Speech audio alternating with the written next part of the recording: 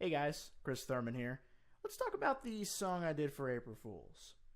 So some people thought to speed up the video to get a hint of what it was.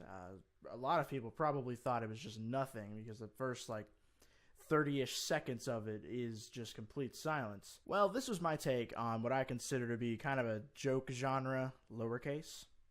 Pioneered by Steve Roden, it's kind of this extreme minimalistic ambient drone-like music style where they will amplify very quiet sounds to the forefront. My take on it is a little more drone-like and a little less 54 minutes of Steve Roden handling different pieces of paper.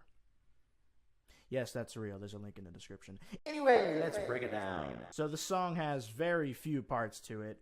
In fact, the beginning is 28 seconds of complete silence, as a lot of lowercase songs start, actually. After about 28 seconds, a recording starts, which is just me turning on my mic in my room, like as you see now, going downstairs, going back upstairs, petting my cat on my bed, my dog barking a couple times, my mom telling the dog to shut up. Very mundane stuff. And I looped that about twice throughout this entire piece. You can see it here, actually.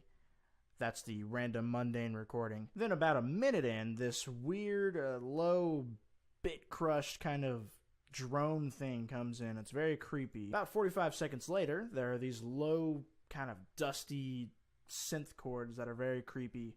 And that part is actually the biggest hint I could have given for this. And we'll get into that later.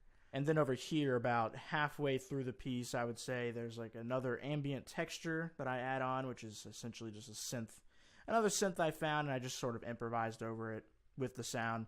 And then I took that clip I recorded and reversed it and looped it again. And that's all the parts to the song. I'm sure some of you got a semblance of an idea of what this was. There was the art, the title, some parts of the description gave it away a little bit. But I don't think anyone really got it fully, and I don't see why you would. That's kind of the point. So let's go back to this lead synth kind of chordal part. We're actually going to mute everything else, and by itself,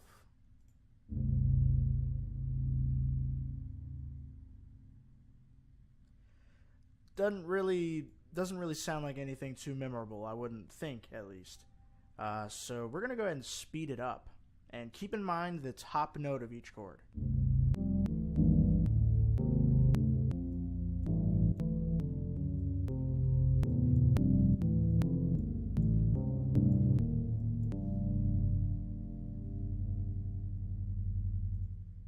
That's right. It's exactly what you think it is. I truncated the entire first verse melody of All Star over 14 minutes. I pretty much just pressed record and improvised chords over the bottom of these notes and tried to make it as ambiguous as possible. Now let's go back to the drone. Again, doesn't really sound like much. I would be very weirded out if it sounded like anything memorable to you. But, so, let's start off first by speeding this up. Okay, still pretty much nothing. Let's pitch it up.